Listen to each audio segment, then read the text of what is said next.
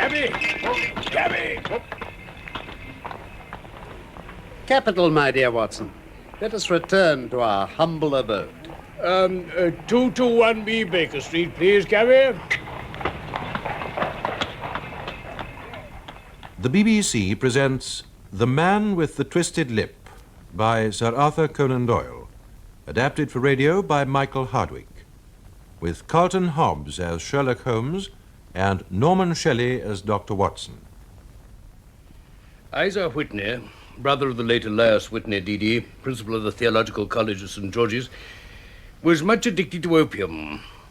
Having read De Quincey at college, he had drenched his tobacco with laudanum in an attempt to produce the same effects. As so many more have done, he found that the practice is easier to attain than to get rid of. One night, it was in June 1889, about the hour when a man gives his first yawn, there came a ring at me bell. Now, who can that be? A patient, you'll see. You'll have to go out, James. Oh, Lord. Why, it's Kate Whitney. Oh, Dr. Watson, you will excuse my calling so late on you and Mary. I do so want a little help. I'm in such trouble. Of course, anything we can do. Sit down, please, Kate. I didn't know what to do, so I came straight to you. Then you must sit here and tell us all about it. Or shall I send James off to bed? Oh, no. I want Dr. Watson's advice, too. You see, it's about Isa. He's not been home for 2 days. 2 days? You have no idea where he may be? Yes. That's why I'm so frightened for him. Well, then. Dr. Watson, this isn't the first time I've come to you about my his trouble. Lately, from time to time, I know he's been going to a place in the east end of the city, Upper Swandam Lane. The Bar of Gold, it's called. Oh. I know what you must think, Mrs. Watson, but at least he's always come back the same evening. Only this time he's been gone 48 hours. And when I think of him probably lying there helpless and breathing in that poison... Then he must be rescued. Yes, but how can I go to such a place and get him away? Tell me how, Doctor, and I'll go at once. You shall stay here. I shall go. Oh, but Doctor, Mrs. Watson, I didn't Not mean... another word, my dear lady. If your husband is at the Bar of Gold, you shall have him with you within the hour.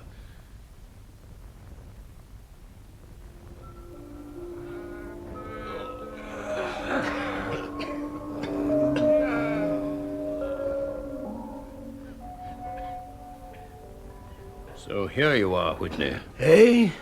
What? Do you know me? Who? Watson. What are you... I'm come to fetch you out of this place. What? Well, what time is it? It is nearly 11 o'clock on Friday, June the 19th. Friday? Good heavens, I thought it was Wednesday. It is Wednesday. What do you want to frighten a chap for? I tell you it's Friday, and your poor wife has been waiting these 2 days for you. You should be ashamed of yourself. So I am. But you've got mixed, Watson, for I've been here only a few hours. 3 pipes, 4 pipes, I forget how many. But I'll go home with you. I wouldn't frighten Kate, poor little Kate. I don't understand. I have a cab waiting outside. Now, can you get up? I think so. Good. Now then. Well, Watson, I must owe them something. Be a good chap. Find out how much. I'll just sit here till you come back.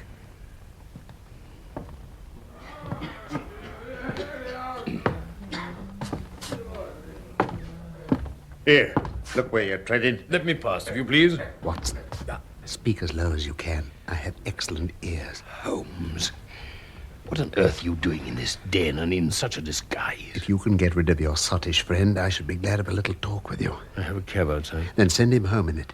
I should also send a note by the cabman to your wife to say that you've thrown in your lot with me. Very well. If you'll wait outside, I shall be with you in 5 minutes.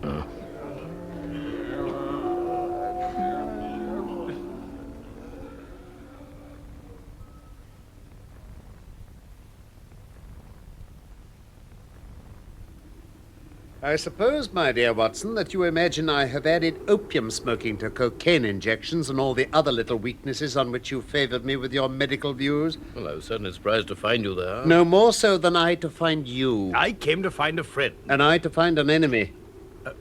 An enemy? Or shall I say my natural prey?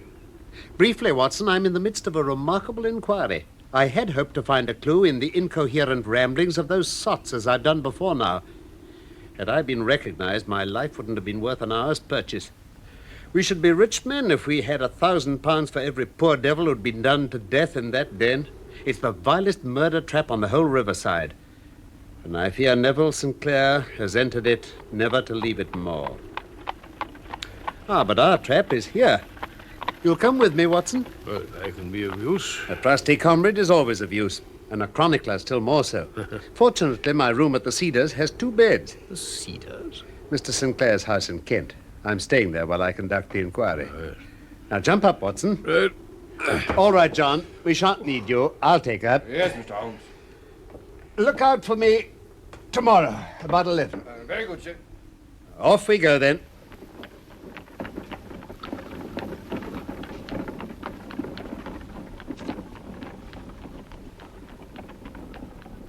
You have a great gift of silence, Watson. It makes you quite invaluable as a companion. But my thoughts aren't over pleasant. I was wondering what I should say to the dear little woman when she meets us at the door. You forget I know nothing about it as yet. I shall just have time to tell you the facts before we get there.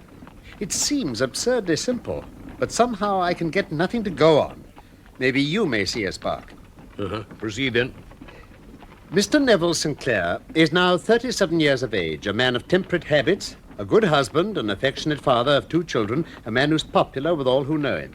He has no occupation, but an interest in several companies. He goes into town, as a rule, every morning and returns by the 5:14 from Cannon Street every night.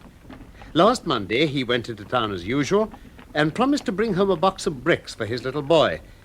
After he'd gone, his wife chanced to receive a telegram saying that a parcel of considerable value she'd been awaiting had arrived at the offices of the Aberdeen Shipping Company. So she went into town, had her lunch, and went to collect it. That's near where we were tonight, isn't it? Fresno Street, branching out of Upper Swandam Lane. You're well up in your London, I see, Watson. Mrs. Sinclair got her parcel and found herself exactly at 4:35 walking through Swandam Lane on her way back to the station. Have you followed me so far? It's very clear. Now, if you remember, Monday was an exceedingly hot day. Mrs. Sinclair walked slowly, glancing about in the hope of seeing a cab. And suddenly, she was struck cold to hear a cry and to see her husband looking down at her from a second-floor window. She describes him as being extremely agitated. He then vanished from the window suddenly, as though he'd been pulled back from behind. Neville! Oh!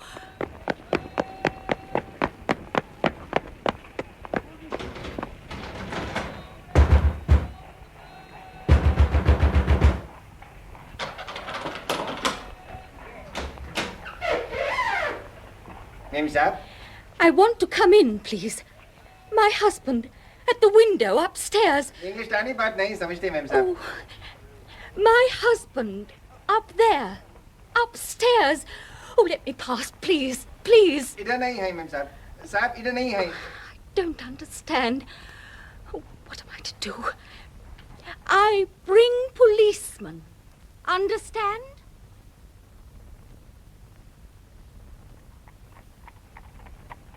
It was just round this next corner, Inspector. Well, ma'am, you were lucky I picked Swandam Lane to show these new constables their duty, or you might have had a fair step looking for an officer. Now, you're sure it was your husband you saw? I saw his face distinctly. It was agitated. He seemed to be beckoning. Then he vanished suddenly, Vanished? as though he'd been pulled back from behind. Then I ran to the door and tried to get inside. Only this foreign man, A foreigner, eh? What kind? an Indian, I think. He couldn't speak any English, so I couldn't... Look, Inspector. There's the place. Oh, it is it? The good old bar of gold. An Indian who can't speak any English, did you say? Very convenient for him. Do you know something about him, then? We know all about that good-for-nothing Lascar, ma'am. He can speak English all right when he wants to. Now, come on, you perisher, open up. Ma'am साहब वापस आ गया है. Oh. Yes, you can owe. Out of the way, Lau. I'm looking for this lady's husband. He is not here, Inspector. No one is being here just now. I don't know why. Retum, you had no permission to come in like this. It's a matter, man. I am calling one magistrate. Stow it, will you? We're going to take a look upstairs. Now, Evans, Parker, look lively and keep your eyes skinned. Yes, sir. You stay by me, ma'am. If he's here, we'll find him quick enough.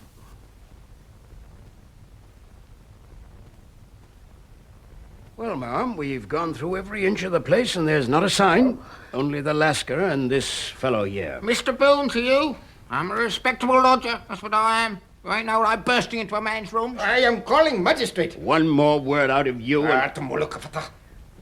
No, ma'am, I'm going to send one of these officers with you to get a cab while we ask a few questions. I'll join you directly. Parker! No, wait, Inspector. Look, on the table. Oh, what is it, ma'am? This box. See? The building blocks for our little boy.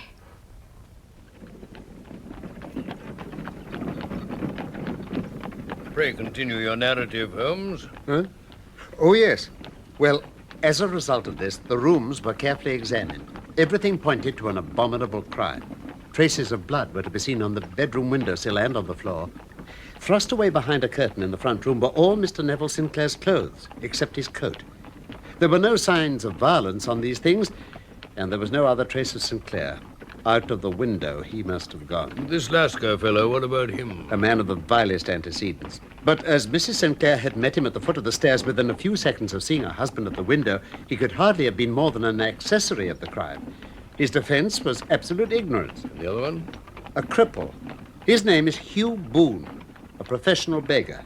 Oh, you've probably seen him. A little distance down Threadneedle Street. You could hardly pass without noticing him. Orange hair, a pale face with a bulldog chin, a pair of very penetrating dark eyes, and a horrible scar that has turned up the outer edge of his upper lip. Of course I've seen him. I distinctly remember wondering at the reign of charity he attracts. He seems to reap a harvest. Oh, he has his wit to thank as well as his appearance. So this is the lodger of the opium den. And the last man to see the gentleman of whom we're in quest. But a cripple, what could he have done single-handed against a man in the prime of life? He's a cripple in that he walks with a limp. But surely, Watson, your medical experience would tell you that weakness in one limb is often compensated for by exceptional strength in the others. Well, then what happened next? Mrs. Sinclair was escorted home. Boone was seized and searched, but there was nothing to incriminate him. It's true there were some bloodstains on his right shirt sleeve, but he pointed to a cut on his ring finger which had been bleeding recently and said he'd been near the windowsill and must have made the stains there. As to Mrs. Sinclair's story, he declared she must have been either dreaming or mad. Was he arrested? Yes. It might have been done sooner, for the few minutes' delay at first when the room was being searched may have given him the chance to communicate with the Lascar. And the river, has anything been found? When the tide ebbs, a mud bank under the window is exposed. But it wasn't Neville Sinclair they found there. What then? His coat. Only the coat? But Yes, and what do you think they found in the pockets? I can't imagine. 421 pennies and 270 halfpennies. It's no wonder the tide hadn't swept it away. The body... There's a fierce eddy in the channel between the wharf and the house.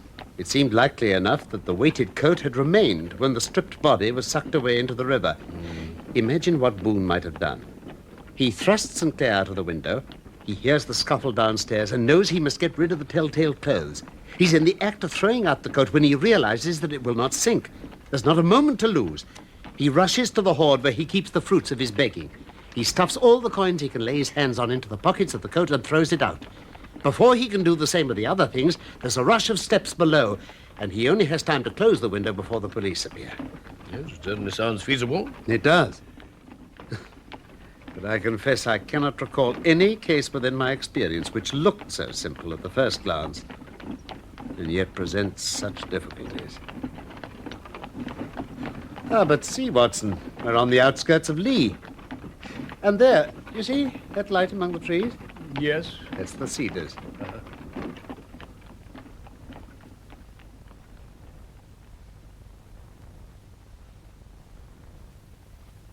Well, Mr. Holmes, well, I see.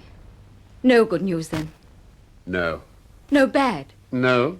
Well, Thank God for that. This is my friend, Dr. Watson. How do you do, madam? How do you do? He has been of most vital use to me in several of my cases. A lucky chance has made it possible for me to associate him with this investigation. I'm delighted to see you, Dr. Watson. I'm sure you'll forgive anything which may be wanting in our arrangements when you consider the blow which has come so suddenly My upon dear us. madam, I'm an old campaigner, and if I were not, I can see very well that no apology is needed. Now, Mr. Sherlock Holmes, I should very much like to ask you one or two plain questions, to which I beg a plain answer. Certainly, madam. Do not trouble about my feelings. I'm not hysterical or given to fainting. I simply wish to hear your opinion, your real opinion. Upon what point? In your heart of hearts, do you think that Neville is alive? Frankly now. Frankly, then, madam, I do not. You think he is dead? I do. Murdered? I don't say that. Perhaps. And on what day did he meet his death? On Monday. Well, Mr. Sherlock Holmes, perhaps you will be good enough to explain how I have received this letter from him today. What? Yes, today. May I see it? Certainly. Coarse writing. Surely this is not your husband's man. No, but that in the enclosure is. I perceive that whoever addressed the envelope had to go and inquire as to the address. How can you tell that? The name, you see, is in perfectly black ink. It has dried itself. The rest is of the greyish colour, which shows the blotting paper has been used. This man has written the name, and there's been a pause before he wrote the address. It can only mean he was not familiar with it. Of course, it's only a trifle, but there's nothing so important as trifles. Let us now see the letter. There's been an enclosure here. Yes, there was a ring. His signet ring. I see. And are you sure this is your husband's hand? Yes, when he wrote hurriedly. Dearest, do not be frightened. All will come well. There is a huge error which it may take some little time to rectify. Wait in patience, Neville. Written in pencil upon a flyleaf of a book. Octavo size.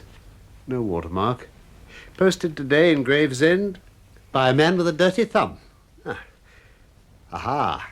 The flap has been gummed, if I'm not very much in error, by a person who's been chewing tobacco. Well, Mrs. Sinclair, the clouds lighten, though I should not venture to say that the danger is over. But he must be alive. Unless this is a clever forgery to put us on the wrong scent. The ring, after all, proves nothing. It may have been taken from him. No. It is his very own writing. Very well. It may, however, have been written on Monday and only posted today. That's possible. If so, much may have happened between. Oh, you mustn't discourage me, Mr. Holmes. I know that all is well with him. I should know at once if anything happened to him. Why, that very last day I saw him, he cut himself in the bedroom, and yet I rushed up from the dining room at once with the utmost certainty that something had happened. Do you think I could be ignorant of his death? I have seen too much, madam, not to know that a woman's impression may be more valuable than the conclusion of an analytical reasoner. But if your husband is alive and able to write letters, why should he remain away from you? I can't imagine. It's unthinkable. On Monday, he made no remarks before leaving you? None. You were surprised to see him in Swandam Lane? Of course. Was the window open? Yes. Then he might have called you. He might. But he only gave an inarticulate cry. A call for help, I thought. He waved his hands. But it might have been surprise, astonishment at seeing you. It is possible. And you thought he was pulled back? Oh, he disappeared so suddenly. He might have leapt back. You didn't see anyone else there? No, but that horrible man confessed to having been there, and the Lascar was at the foot of the stairs. So far as you noticed, your husband had his ordinary clothes on. But without his collar and tie. I distinctly saw his bare throat. Had he ever shown any signs of taking opium? Never. Thank you, Mrs. Sinclair. Those are the principal points about which I wish to be absolutely clear. We shall now have a little of this delightful supper and then retire. We may have a very busy day tomorrow. A large and very comfortable double-bedded room had been placed at our disposal. I was quickly between the sheets, but it was evident to me that Sherlock Holmes was preparing for one of his all-night sittings. He took off his coat and waistcoat, put on a large blue dressing gown, and then wandered about the room collecting pillows from his bed and cushions from the sofa and armchairs. With these he constructed a sort of eastern divan, upon which he perched himself cross-legged with an ounce of shag tobacco laid out in front of him. In the dim light of the lamp, I saw him sitting there, an old briar pipe between his lips, his eyes fixed vacantly upon the corner of the ceiling. The blue smoke curling up from him, silent, motionless, with the light shining upon his aquiline features. So he sat as I dropped off to sleep. And so he sat when a sudden exclamation caused me to wake up. I found the summer sun shining into the apartment. The pipe was still between his lips, the smoke still curled upwards. The room was full of dense tobacco haze, but nothing remained of the heap of shag. Watson, are you awake? Yes. Game for morning drive? What a drive, oh yes, certainly. Then dress. I want to test a little theory of mine. I think you're now in the presence of one of the most absolute fools in Europe who deserves to be kicked from here to Charing Cross. But I think I have the key of the affair now. Where is this key? It was in the bathroom. Oh, yes, I'm not joking. I've just been there and I've taken it out. I have it in this Gladstone bag. Now, come on, Watson, and we shall see whether it will not fit the lock.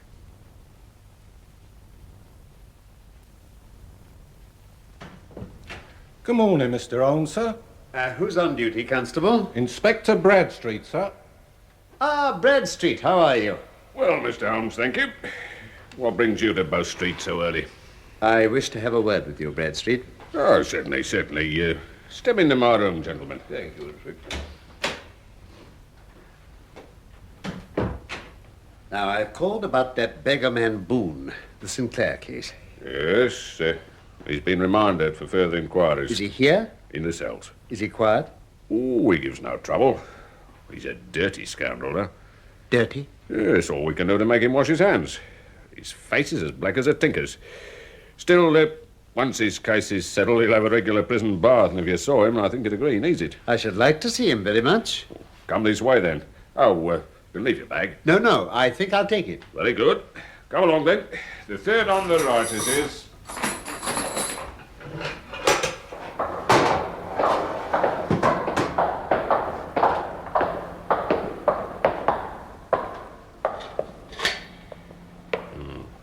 He's asleep.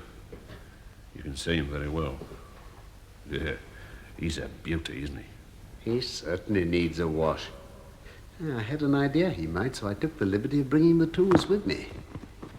Now then, if you'll have the goodness to open the door very quietly and let me get at his water jug with this sponge before he wakes up, we'll soon make him cut a much more respectable figure.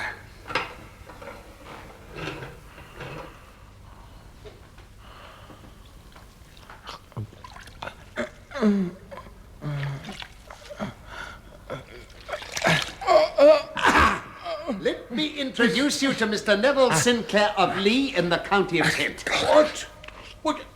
Well, you're right, Mr. Holmes. It is the missing man. I recognise him from his photograph. Well, it's all up then. Well, after 27 years in the force, I'll be... What do you say to this, sir? Say?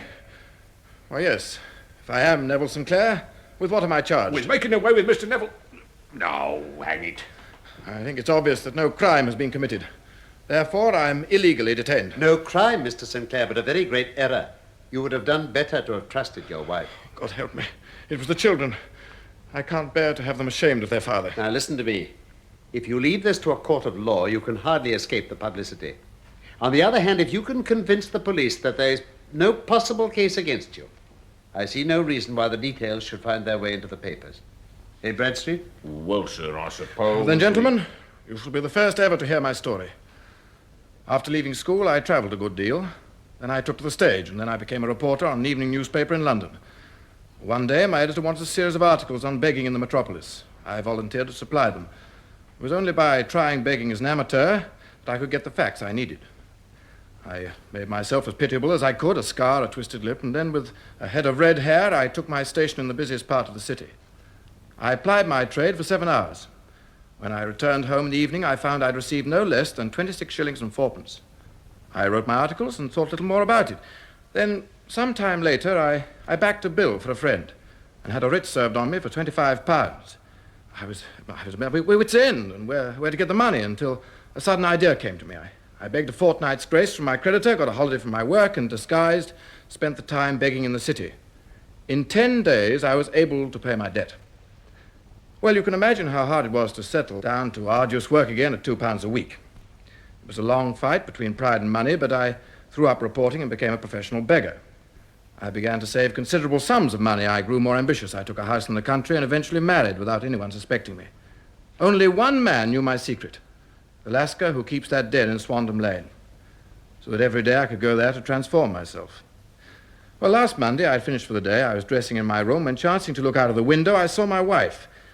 I suppose I cried out with surprise and leapt back, but she'd seen me. I heard her voice downstairs. Well, not knowing what else to do, I threw on my beggar's disguise, but then I realized that a search of the room would reveal my clothes and betray me. So I threw open the window, quickly filled my coat pockets with coppers and hurled it into the Thames. The other clothes would have followed, but there was a rush of constables up the stairs, and rather to my relief, instead of being identified as Neville St. Clair, I was arrested as his suspected murderer. And in the excitement, you had chanced to reopen a cut on your finger made at your home that morning, hence the blood. Why, yes. But how came the letter to your wife? Well, before my arrest, the police left me unobserved for a few moments. I'd just long enough to scrawl a hurried note and give it to the Lascar with my ring. That note only reached her yesterday. Oh, good heavens. What a week she must have spent. We've been watching that Lascar. He must have handed the letter to one of his sailor customers. And he forgot to post it until he was in Gravesend. That was it.